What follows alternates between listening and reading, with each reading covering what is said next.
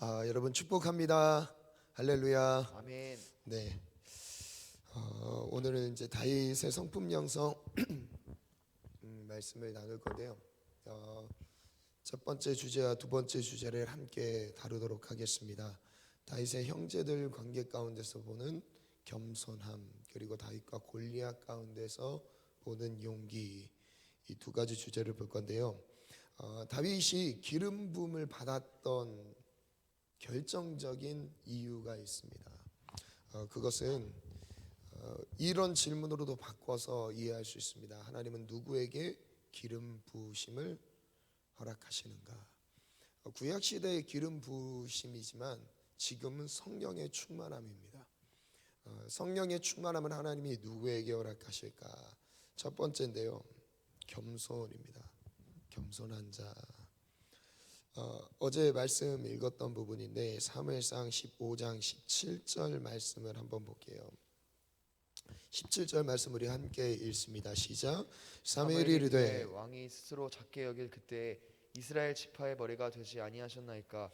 여호와께서 왕에게 기름을 부어 이스라엘 왕을 삼으시고, 하나님이 이스라엘 왕을 삼으셨던 다윗, 그 전에 하나님이 세우시는 왕의 기준이 있습니다. 하나님은 누굴 왕으로 세우셨냐면 스스로 작게 여겼던 사울을 택했습니다. 다른 기준은 필요 없었어요. 하나님은 딱 하나 보셨습니다. 겸손함. 여러분, 겸손하면 쓰임 받습니다. 아멘. 저를 따라 고백해 볼게요. 하나님 앞에 겸손하면 쓰임 받습니다. 하나님은 지금 겸손한 자들을 지금 찾고 계세요. 그리고 누구에게 성령의 충만함을 주실까 찾고 계시는데, 그 기준이 겸손한 마음입니다. 스스로 작게 여기는 마음이죠. 그것이 이후에 22절 보니까 사무엘이 이르되 여호와께서 번제와 다른 제사를 그 목소리를 청종하는 것을 좋아하심같이 좋아하시겠냐? 순종이 제사보다 낫다. 듣는 것이 순양의 기름보다 낫다. 하나님은 이 겸손한 마음으로 결론적으로 우리에게 요구하시는 건 뭐냐면 말씀대로 순종하는 삶이거든요. 여러분, 겸손하다는 것은요, 내가 내 주장이 없는 겁니다. 내 의지, 내 자아가 없는 거예요. 무엇만 있는 거예요? 하나님의 말씀만 있는 거예요. 겸손할 때 말씀이 들려집니다. 겸손할 때 말씀을 따라갑니다. 겸손할 때 내 모든 것을 내려놓고 하나님이 원하시는 것을 선택합니다. 언제요? 겸손할 때.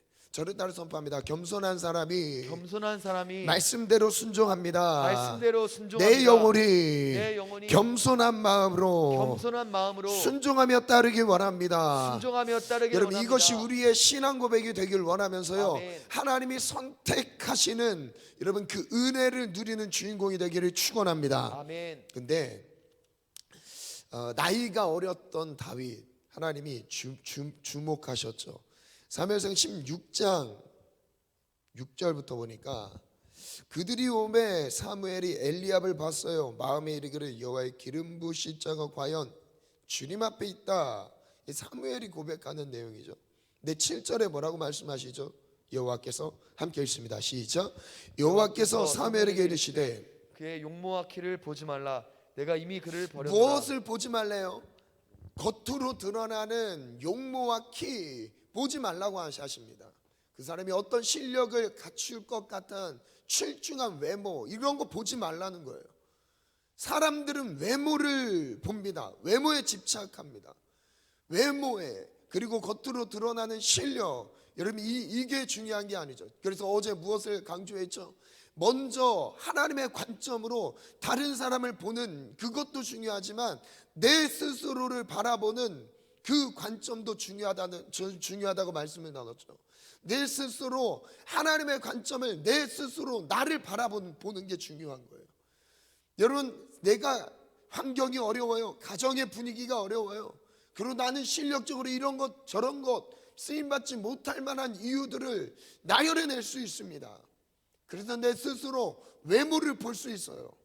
그리고 세상의 기준 아래서 내 스스로의 내가 쓰임받을 수 있는 그릇과 척도들을 내 스스로 잴 수 있다는 것이죠. 그런데 그 기준을 갖고 있는 사람, 그 세상적인 관점을 갖고 있는 사람이 또 다른 사람들을 보고 있습니다. 중요한 건 무엇이냐면 하나님의 관점, 즉 그 뒤에 나오는 내용입니다. 내가 보는 것은 사람과 같이 아니하니 사람은 외모를 보거니와 나 여호와는 중심을 보느니라. 저를 따라 고백할게요. 하나님은 중심을 보십니다. 사람은 외모를 보지만 하나님은 중심을 보십니다. 여러분, 하나님은 중심을 보세요. 그 중심이 무엇이라고요? 겸손함이라고요.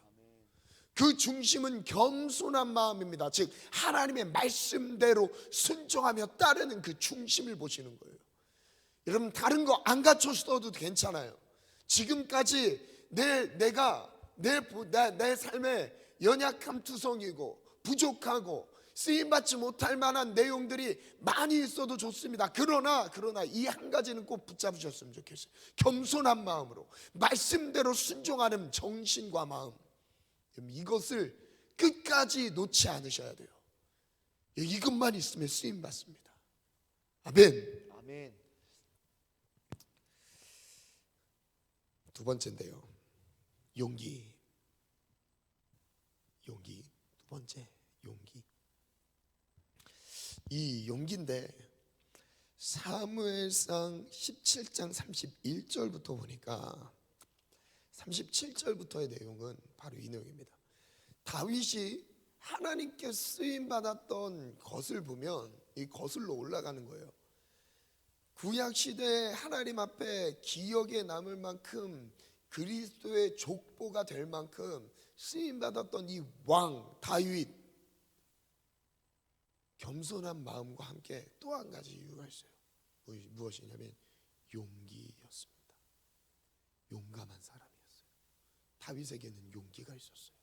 그럼 이 용기가 무엇인지 한번 말씀 가운데 볼까요?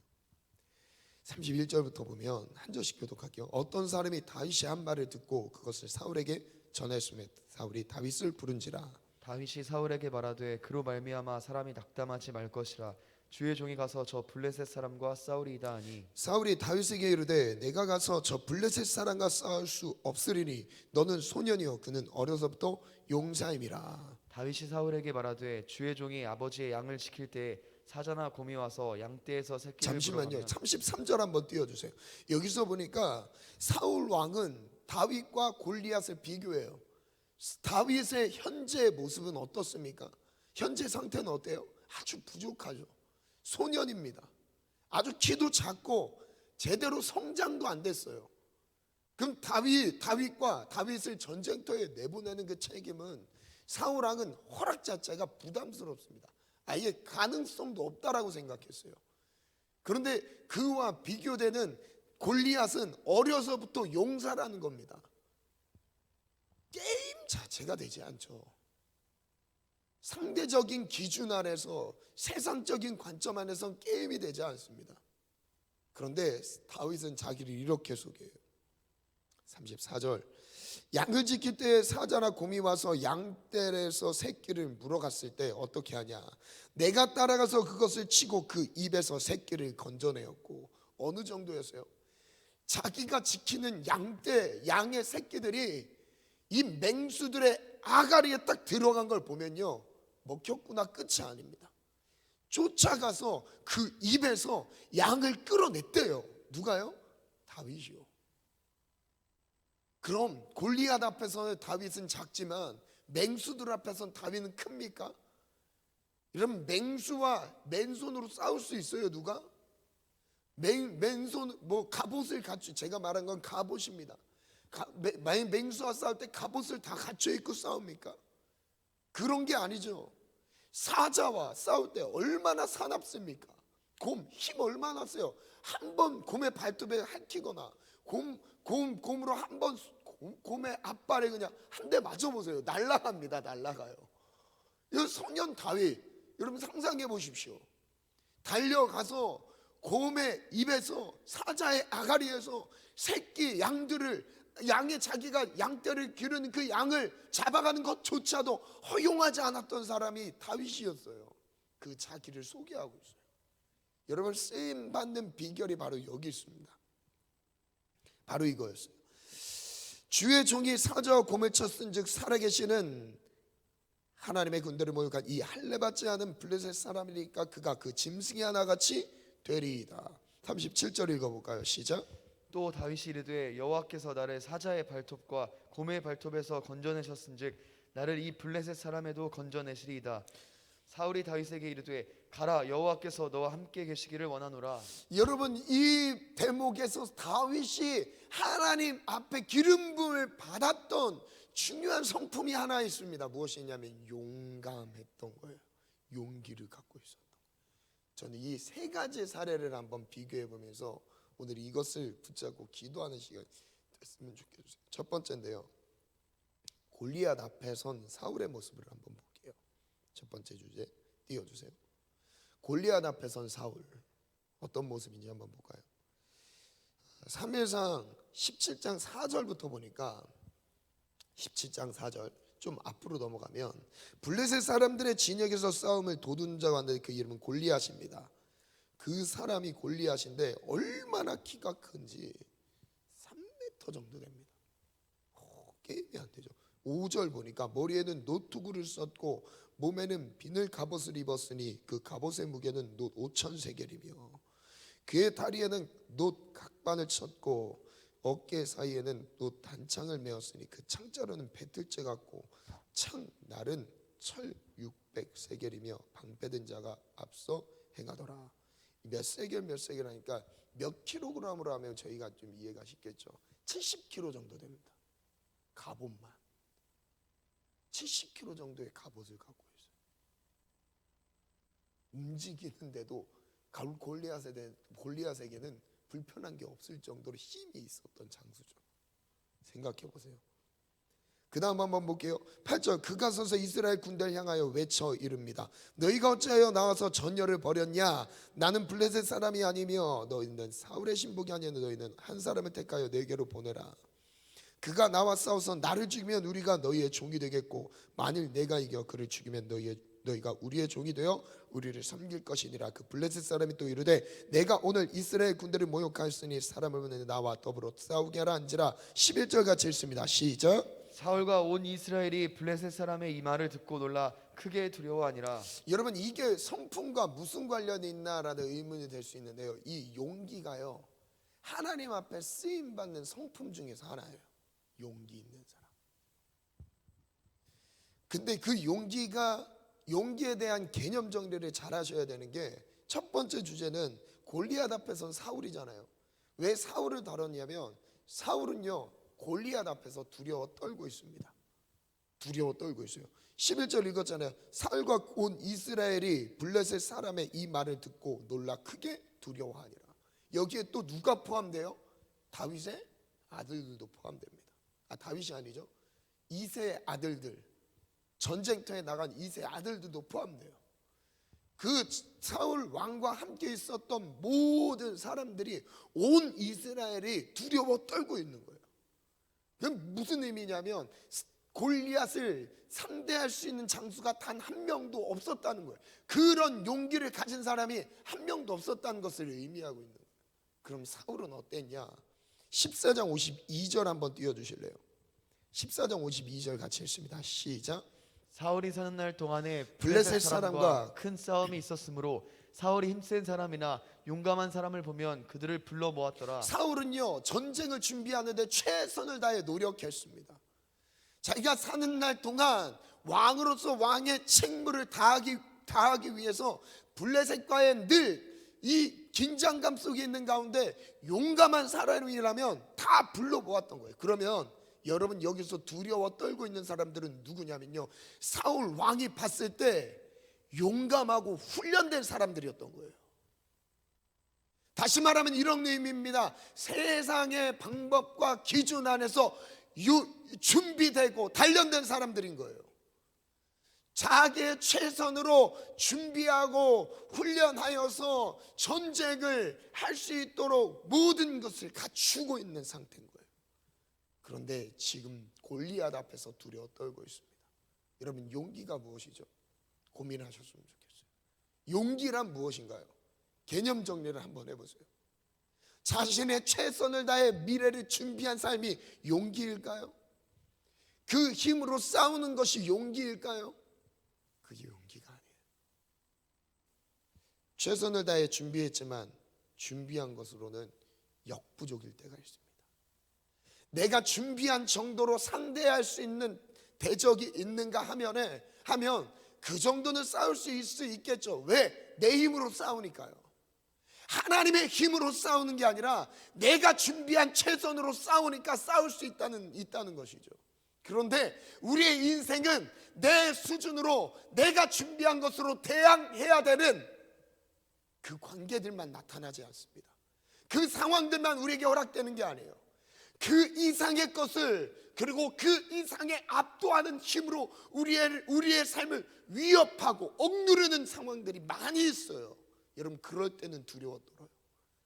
내가 할 수 있을 때는 의기양양합니다. 할 수 있을 때는 담대해 보여요. 그러나 할 수 없는 정도의 사람을, 그 환경을, 대적을 만났을 때 어때요? 두려워 떱니다. 자신보다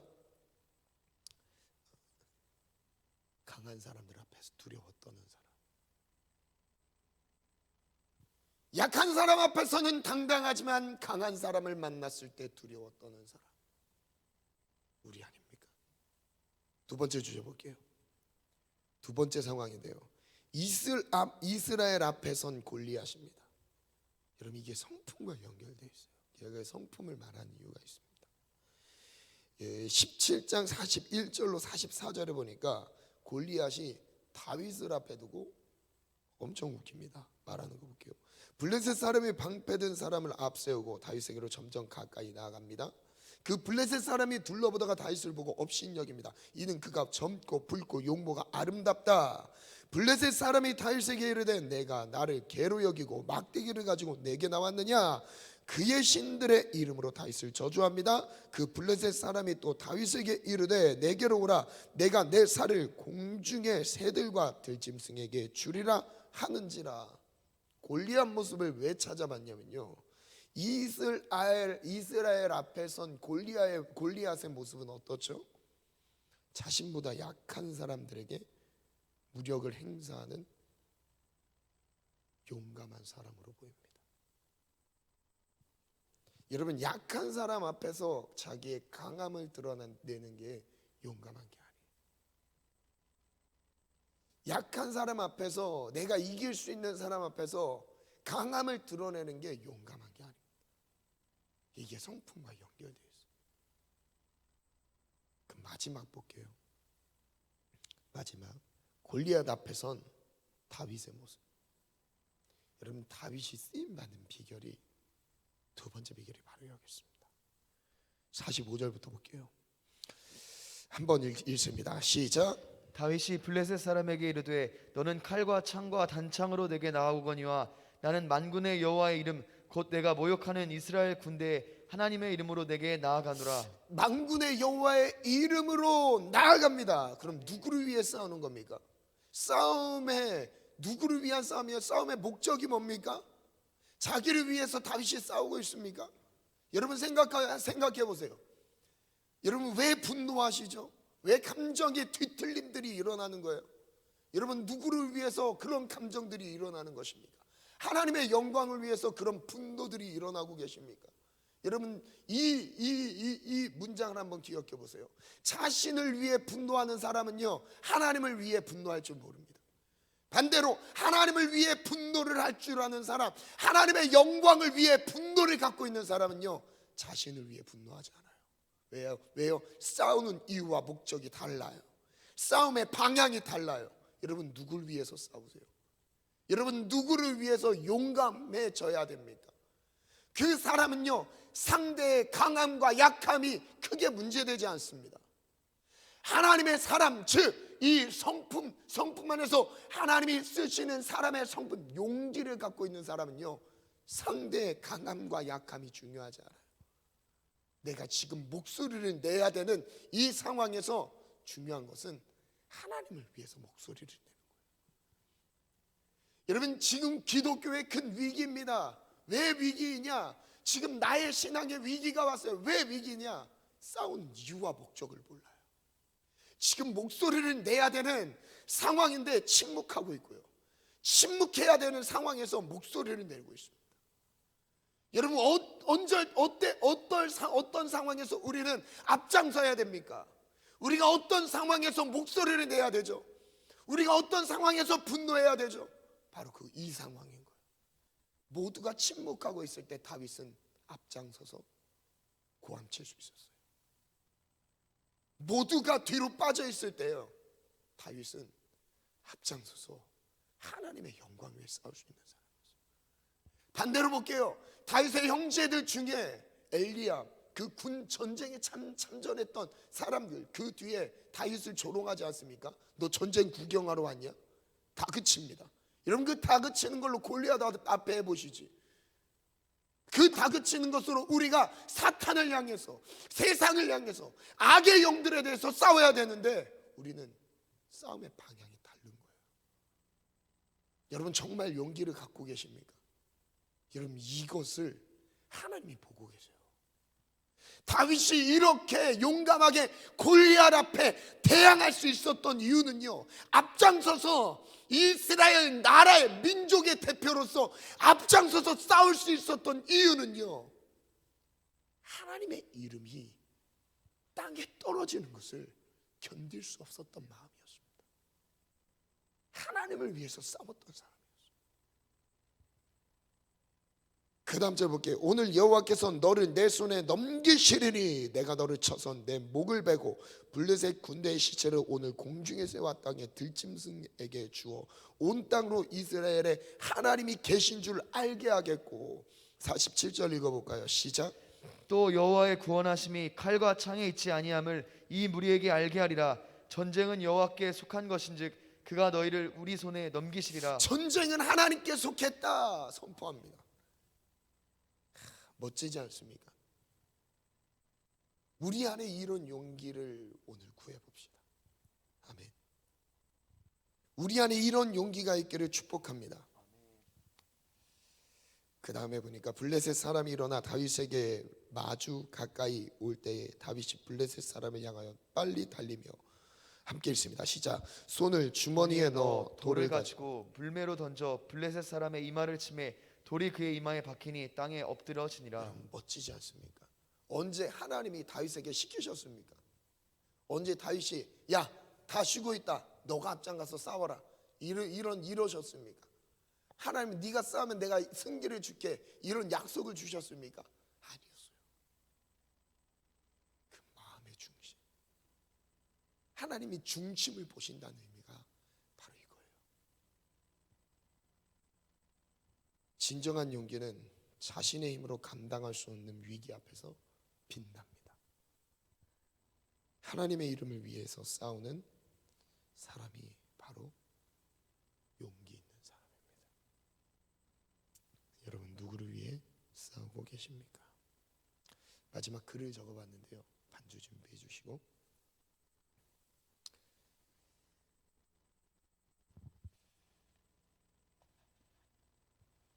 말씀에 목숨을 거는 자이죠. 하나님 말씀에 두려워 떠는 자. 이 찬양 고백할게요. 마지막 글을 제가 한번 적어봤는데 한번 띄워주시겠어요? 용기란 무엇인가? 여러분, 용기가 무엇일까요? 하나님 앞에 쓰임받는 두 가지를 나눴습니다. 첫 번째, 겸손한 마음, 그리고 용기. 좀 다른 성품 같죠? 다른 성품 같아요. 겸손한데 용기가 있어. 좀 다른 표현 같죠? 반주 바로 해주세요. 어떻게 용기를 가질 수 있는가? 사울은 최선을 다해 전쟁을 준비했습니다. 하지만 최선을 다해 준비한 것보다 더 많은 것으로 준비된 골리앗을 만났을 때 두려워 떨었습니다. 최선을 다한 준비가 용기가 될 수 없었습니다. 여러분, 혹시 이것이 우리의 모습 아닌가요? 나보다 더 총명한 사람들을 만났을 때, 더 많은 지식을 갖춘 사람들을 만났을 때, 더 많은 실력을 확보하고 있는 사람들을 만났을 때, 더 좋은 가정 환경을 가진 사람들을 만났을 때, 더 월등한 관계 안에서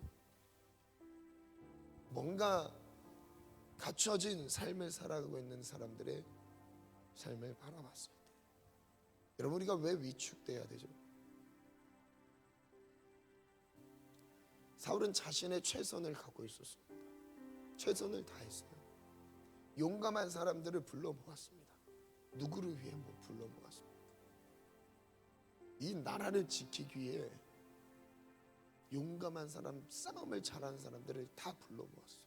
그리고 훈련시킵니다. 여러분, 근데 그걸로 되는 게 아니에요. 어느 정도는 되지만 그걸로 되는 것이 아닙니다.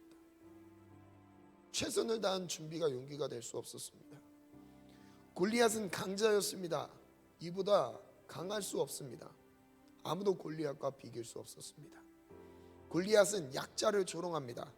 약자 앞에서 강한 것은 용기가 아닙니다.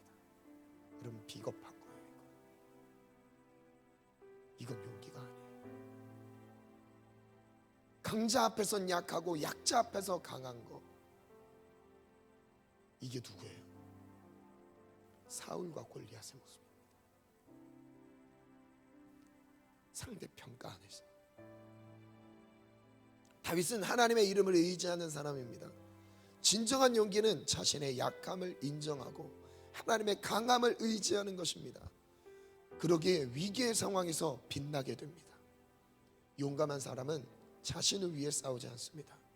하나님의 이름을 위한 싸우는 사람입니다.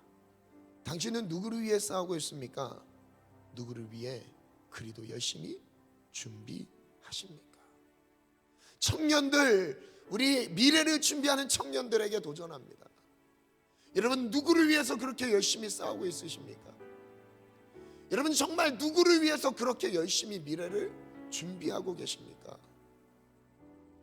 여러분들보다 강한 사람, 월등한 사람들을 만났을 때 위축되는 이유가 무엇입니까? 그것은 용기가 아닙니다. 다윗이 기름 부음을 받았던 것은 용기 때문입니다. 하나님의 영광을 위해 싸우는 사람, 하나님의 영광을 위해 분노할 줄 아는 사람, 하나님의 영광을 위해 자신을 버릴 줄 아는 사람입니다. 이것이 사명감이며 사명감에 의한 용기입니다. 자신은 약하지만 하나님은 강하십니다. 오늘 기도하겠습니다. 이 찬양 하나님께 올려드리면서 찬양 끝나고 기도하는 것까지 녹화해줘. 하나님 앞에 기도할 때 기도한 마음으로 찬양하셨으면 좋겠어요. 우리가 말씀 붙잡읍시다. 하나님의 영광을 위해서 싸우시다. 여호와의 이름을 의지하여 전진합시다.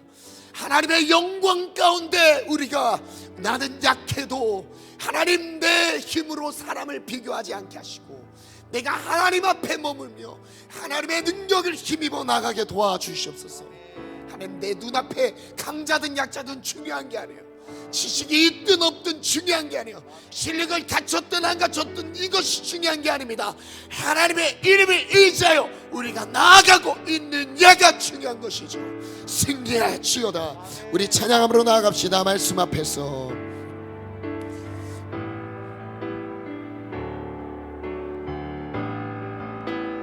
말씀 앞에서 경외함으로 주께 홀로 섭니다. 생명의 말씀 읽고 순종해 주를 예배합니다. 우리 다시 한번 고백합니다. 말씀 앞에서 경외함으로 주께 홀로 섭니다. 생명의 말씀 읽고 순종해 주를 예배합니다. 기록된 말씀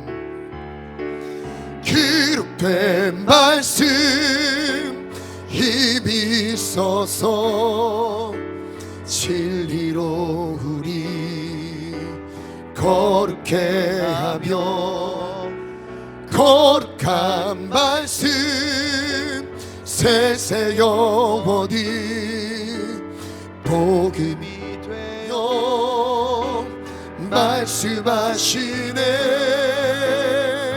하나님 말씀에 두려워 떠든 자, 그 말씀에 생명을 거둔 자, 한 사람 찾으시는 주님의 약속을 믿어. 하나님 말씀에 벽을 거둔 자, 순종하며 주 따라가는 자, 영원한 하나님 나라 이뤄가 주의 교회여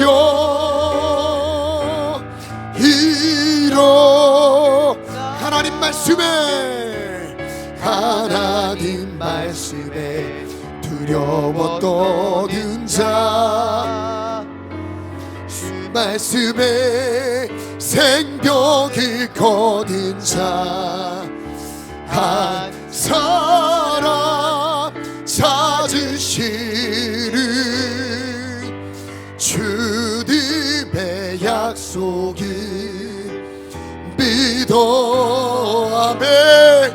하나님 말씀에 운명을 거둔 자, 순종하며 주 따라가는 자, 영원한 하나님 나라 이뤄갈 주의 교회여 이뤄. 기도막 바로 준비해 주시고 오늘 말씀 의지하며 기도하겠습니다. 먼저 하나님, 내게 겸손한 마음 주옵소서. 하나님의 말씀대로 순종할 수 있도록 하나님, 내 모든 것을 내려놓고 주의 음성에 귀 기울이기를 원합니다. 내 스스로를 착해 여기며 겸손한 마음으로 따라가기를 원합니다. 겸손한 자는 순종합니다. 순종하는 중심, 그 중심을 보십니다. 여호와의 영에 크게 감동시키십니다. 우리 다 같이 먼저 주님 3번 부르고 기도합니다. 주여, 주여,